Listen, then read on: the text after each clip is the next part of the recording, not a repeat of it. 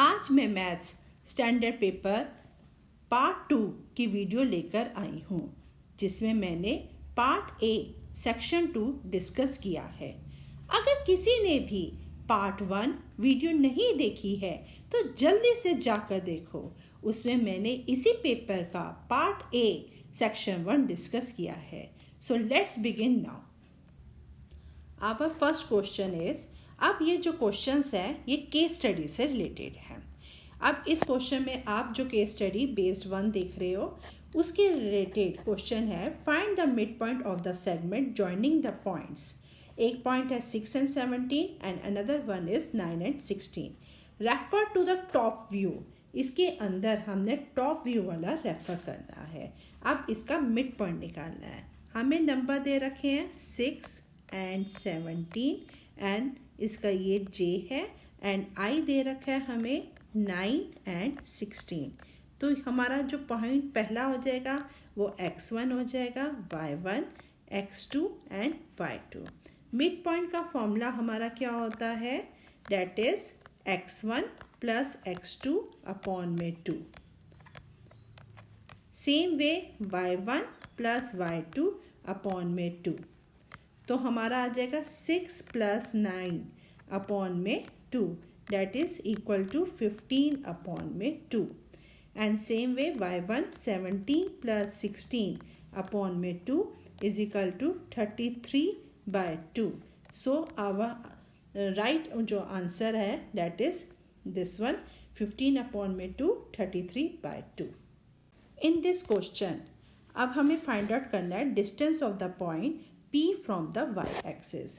ये हमारा x axis है, ये हमारा y एक्सिस है, ये हमारा ओरिजिन O है। अब हमें डिस्टेंस निकालना है, P का y के साथ डिस्टेंस फाइंड आउट करना है। जब हम P का y के साथ डिस्टेंस फाइंड आउट करते हैं तो approximately 3.5 which is nearest to 4। So our right option is 4। In this next part the distance between the points A and S हमें फाइंड आउट करने हैं। अब इसी तरह हमें A के कोऑर्डिनेट्स निकालने हैं और S के कोऑर्डिनेट्स निकालने हैं। तो A के जब हम कोऑर्डिनेट्स निकाले from X to Y axis तो हमने क्या देखा कि A का निकलते हैं 1 और 8 एंड S के निकल रहे हैं 17 एंड 8। तो हम डिस्टेंस फॉर्मूला लगाएंगे, रूट x2 माइनस x1 का whole square that is 17 minus 1 का होल स्क्वायर प्लस 8 माइनस 8 का whole square, x2 minus x1 का whole square plus y2 minus y1 का होल स्क्वायर। सो हेयर 16 का whole square plus 0 का whole square. तो हम जब इसको फाइंड आउट करेंगे, सॉल्व करेंगे तो आंसर आ जाएगा हमारा 16। तो our right answer is 16। In the question find the coordinates find out करने हैं, A एंड B के कोऑर्डिनेट्स फाइंड आउट करने हैं। अब हम फाइंड आउट करेंगे तो A के कोऑर्डिनेट्स आते हैं 1 और 8 और जो है B के कोऑर्डिनेट्स आ रहे हैं 5 एंड 10। अब इसको इंटरनली 1:3 से हमने कोऑर्डिनेट्स फाइंड आउट करने हैं। अब हमें सेक्शन फॉर्मूला पता है m1 x2 plus m2 x1 upon में m1 प्लस m2। तो हमने उसके अकॉर्डिंगली सॉल्व किया तो 5 प्लस 3 अपॉन में 4 डेट इज 8 अपॉन में 4 which is equal to 2। And another one is m1 y2 plus m2 y1 upon m1 plus m2। तो इसी तरह हमने इसको सॉल्व किया तो 10 प्लस 24 अपॉन में 4 which is equal to 34 upon में 4। इसका हमने लोएस्ट टर्म में चेंज किया तो 8.5 आया। तो our right option is 2 and 8.5। Next question है, if a point XY is equidistant from Q point and S point. अब हमारा Q पॉइंट क्या है, हमारा दैट इज 9 एंड 8 और S है हमारा 17 और 8 और हम P लेते हैं that is X and Y। हमने इक्विडिस्टेंट निकालना है तो PQ जो है किसके इक्वल होगा, PS के फॉर्म। अब इसके अंदर हम डिस्टेंस फॉर्मूला लगाएंगे और इसको सॉल्व करेंगे। x माइनस 9 का whole square plus y minus 8 का whole square. Same way is equal to 17 minus x का whole square plus 8 minus y का होल स्क्वायर।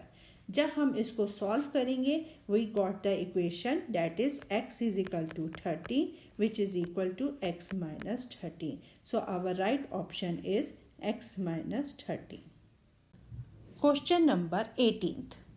अब इस क्वेश्चन के अंदर हमें मॉडल ऑफ बोट दे रखा है जिसका स्केल दे रखा है 1:4, जिसकी मॉडल की जो लेंथ दे रखी है 120 सेंटीमीटर और उसकी विड्थ दे रखी है 60 centimetre. What is the width of the scale model. अब इसके अंदर हमें क्या दे रखा है, जो हमारी यहाँ पर है ये ओरिजिनल बोट है, ये हमारा मॉडल ऑफ है, ये हमें विड्थ देखनी है। अब इसके अंदर हमें जो विड्थ दे रखी है वो है 60 सेंटीमीटर।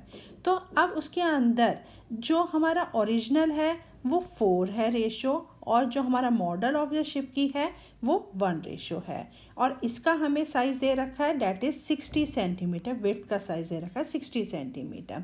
अब इसका फाइंड आउट करना है। अब हमने 4 को हम किससे मल्टीप्लाई करें कि 60 आ जाए, तो डैट इज़ 15। तो हम मॉडल ऑफ शिप के लिए भी क्या करेंगे, 15 से मल्टीप्लाई करेंगे तो 15 आ जाएगा क्योंकि इनकी कॉरस्पॉन्डिंग रेशो सेम होगी। तो यहाँ पर आ जाएगा राइट आंसर इज 15 सेंटीमीटर। अब बी पार्ट में इस क्वेश्चन का मतलब है कि नीचे वाले ऑप्शन में से कौन से सिचुएशंस में ट्राइंगल सिमिलर नहीं होंगे। अब पॉलीगन जो शेप होएगी वो ट्राइंगल भी हो सकती है, स्क्वायर भी हो सकती है। तो हमें ये बताना है किस केस में वो सिमिलर नहीं होंगे। अब हमें मान लो कि एक हमें स्क्वायर दे रखा है, ये स्क्वायर है ABCD। अब यदि हम इसको फ्लिप कर देंगे, इसको वो फ्लिप करेंगे तो क्या हो जाएगा, CD ऊपर हो जाएगा हमारा और जो है AB नीचे हो जाएगा। तो इस केस में भी हमें वो फ्लिप होने पर भी ट्राइंगल जो होएगा, स्क्वायर जो होएगी हमारी शेप वो सिमिलर ही रहेगी। तो इस केस में हमारा फर्स्ट केस तो पॉसिबल नहीं होगा, तो ये सिमिलर ही रहेंगे। और in the case of second they are dilated by a scale factor. Scale factor means corresponding side ratio. अब मान लो हम एक राइट एंगल ट्राइंगल ले लेते हैं, तो ये हमारी साइड है 3, 4, 5 एंड अनदर वन इज 6, 8, 10। अब हमने इसके अंदर राइट एंगल ट्राइंगल बनाया। अब हमें पता है कि उसके अंदर कॉरस्पॉन्डिंग साइड्स भी इक्वल होती हैं, तो हमने 5/10 करें, 4/8 करें, 3/6 करें। इनकी रेशो जो आ रही है 1:2 ही आ रही है। अब यदि हम इसका साइज़ भी बड़ा करेंगे तो भी जो क्या आएगा, इनके ये सिमिलर ही रहेंगे, इनकी रेशोज़ बढ़ेंगी लेकिन जो है ये रहेंगे ट्राइंगल सिमिलर ही रहेंगे। In the third case they are translated down. अब यदि हम कोई फिगर, जैसे सपोज करो हमने यहाँ फिगर बनाई है, अब ये फर्स्ट क्वाड्रेंट में लाई कर रही है, यदि हम इसको नीचे डाउन में कर देंगे, यहाँ की तरफ कर देंगे, तब भी उसकी जो है शेप सेम ही रहेगी, तो ये सिमिलर ही रहेंगे। They are not the mirror image of one another. अब यदि मिरर इमेज ही नहीं है, मिरर ही नहीं है, तो वो एक दूसरे के सामने सिमिलर ही नहीं रहेंगे। यदि इस केस में होता है कि वो मिरर इमेज होती तो वो सिमिलर के चांसेस पूरे होते, लेकिन अब इसके अंदर है not the mirror image, so in the case जो है they are not the mirror image of one another. अब सी पार्ट के अंदर स्केल फैक्टर। अभी स्केल फैक्टर मैंने बताया था कि कॉरस्पॉन्डिंग साइड्स जो होती है रेशो वो A:B मेंशन कर रखा है इसके अंदर। अपने क्वेश्चन की सिंप्लिसिटी के लिए हम स्केल फैक्टर को 1:2 से कंसीडर करेंगे। सिमिलर अभी हमने एक ट्राइंगल लिया था, राइट एंगल ट्राइंगल, हमने ये देखा था कि इनकी रेशो जो आएगी वो 1:2 है, जो कॉरस्पॉन्डिंग साइड्स का रेशो है 1:2 है। लेकिन अब यदि हम इनका पेरीमीटर लेते हैं, यदि हम फर्स्ट केस के अंदर पेरीमीटर देखते हैं वो 12 है और सेकंड केस में इसका पेरीमीटर देखते हैं वो 24 है, जिसका रेशो 1:2 है। इसका मतलब है कि रेशो है A/B है, लेकिन हमें क्वेश्चन में क्या दे रखा है, पेरीमीटर 3/B दे रखा है, तो ये भी कंसीडर नहीं हो रहा। अब सेकंड केस में क्या, altitudes have a ratio A/B। यदि हम ऑल्टीट्यूड्स देखते हैं 4/8 जो डेट इज़ 1/2, जो हमारे क्वेश्चन के अंदर 1/2 सॉल्व हो रहा है, तो इस केस में ये है। इन द केस ऑफ मीडियन का भी जो रेशो होगा वो A/B होगा, तो ये भी कंसीडर नहीं होगा। Their angle bisectors have a ratio A²/B², ये भी कंसीडर नहीं होगा, क्योंकि इस केस में भी A/B होगा।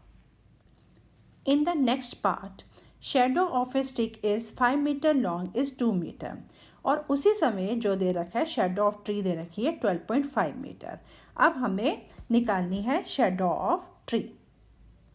तो इस केस में ये हमें 12.5 गिवन है, ये हमें height of shadow find out करनी है। Let's suppose this one is 5 and this one is 5 and this one is 2। According to यदि हमारी सिमिलर ट्राइंगल है और इनकी साइड्स इक्वल है, तो हमारा क्या हो जाएगा, हाइट ऑफ ट्री अपॉन में height of stick is equal to shadow of tree upon में शेडो ऑफ स्टिक।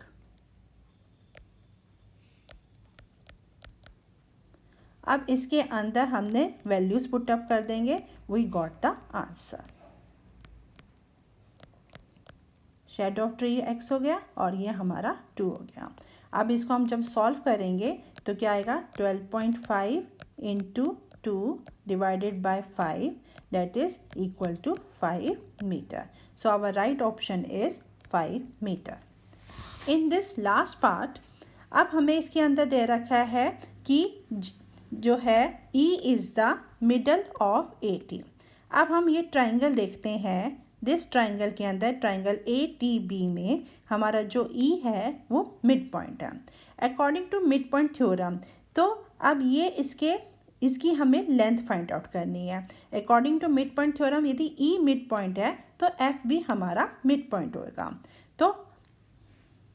तो ये हमें क्वेश्चन में भी गिवन है। अब हमें EF की जो है लेंथ, AB की लेंथ दे रखी है दैट इज 12 मीटर।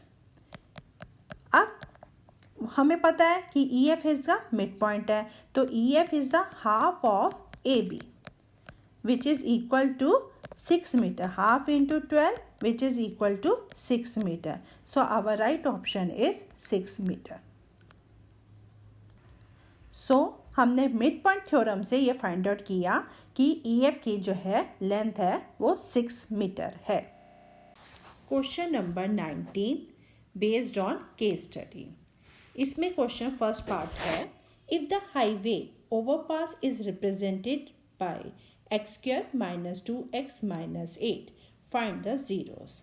तो जीरोस फाइंड आउट करने के लिए क्या है, हमारा प्रोडक्ट दे रखा है -8 और हमें सम दे रखा है -2। तो इसका हम स्प्लिटिंग टर्म से फाइंड आउट करेंगे। तो प्रोडक्ट और सम को देखकर हमने ये निकाला। अब इसको हम सॉल्व करेंगे तो आएगा, एक आ गया हमारा x + 2 और x - 4, तो हमारे रूट्स हो जाएंगे -2 and 4। तो first is our right answer. In second part के अंदर हमें फाइंड आउट करना है number of zeros of polynomial is equal to the number of points where the graph of the polynomial. अब इसके अंदर मैं एक ग्राफ बना रही हूँ। अब हमें पता है कि जब हम इस तरह से शेप बनाते हैं, ग्राफ बनाते हैं, तो क्या होता है, जब भी ग्राफ x एक्सिस पर काटते हैं, अब ये हमारा जो ग्राफ है x एक्सिस पर जो कट करता है उतने ही नंबर ऑफ जीरोज आते हैं। तो इसके अंदर number of zeros he find out करना है, तो ये कट करता है इंटरसेक्ट्स x एक्सिस पर। In this graph of quadratic polynomial is, अब जो ग्राफ होता है क्वाड्रेटिक पॉलिनोमियल का वो पैराबोला शेप में होता है, ये जो हम हायर स्टडीज में पढ़ेंगे। तो ये है हमारा parabola. Next part is representation of highway underpass whose one zero is 6 and sum of the zero is 0. तो इसके अंदर हमने क्या है कि एक हमें अल्फ़ा गिवन है 6 गिवन है, जो सम दे रखा है alpha plus beta is equal to 0 दे रखा है. तो अब हमने इस इक्वेशन से समझ आता है कि जो हमारा बीटा है वो -6 है.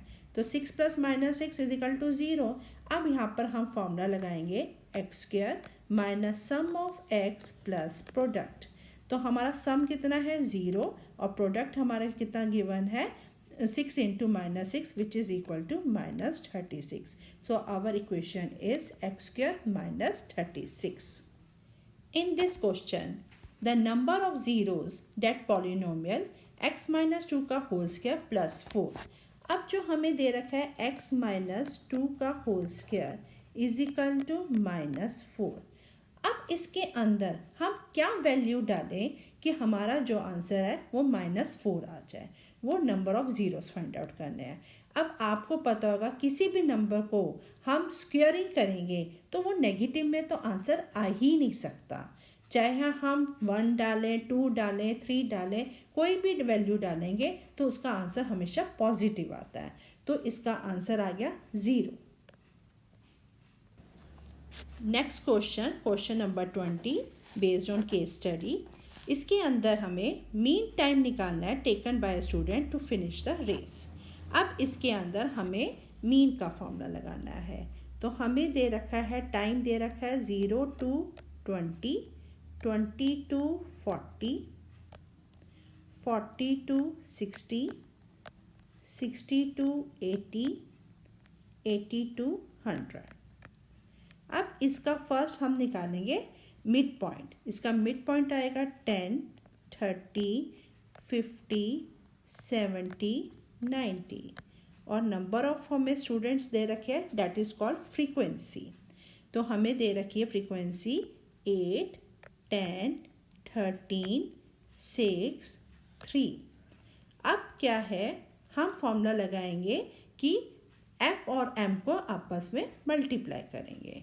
We got that is 80, 300, 650, 420 and 270.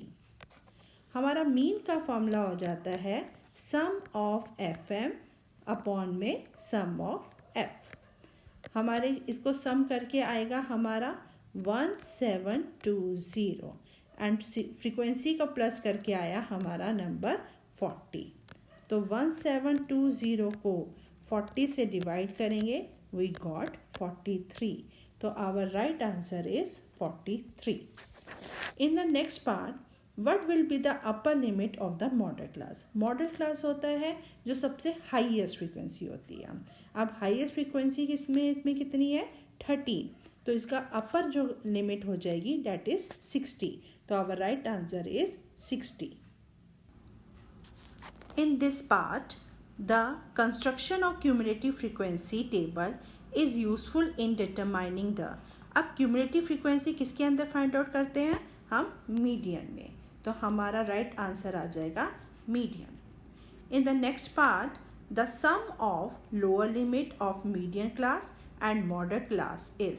अब पहले हमें मीडियन का निकालना है फिर मॉडल का निकालेंगे. मीडियन का क्या आएगा फॉर्मूला. हमारा मीडियन का फॉर्मूला होता है n अपॉन में 2.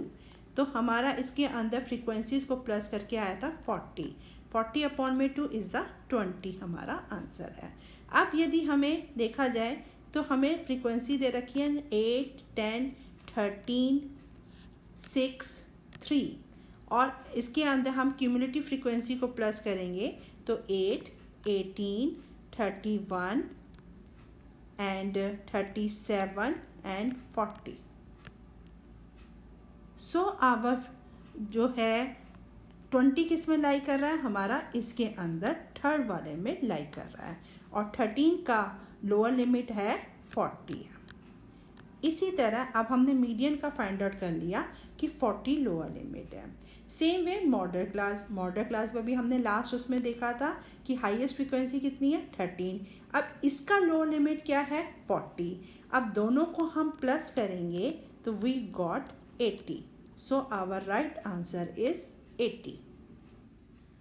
अब इस पार्ट में how many students finish the race within 1 minute. 1 minute किसके इक्वल होता है? 60 सेकेंड्स. और ऊपर वाला हमें दे रखा है 0 से 20, 20 से 40, 40 टू 60 सेकेंड. तो 60 second is equal to 1 minute. तो ये हमारा यहाँ तक 1 मिनट बन रहा है. तो हम इन तीनों को प्लस करेंगे. 8 + 10 + 13 is equal to 31. So number of students is 31.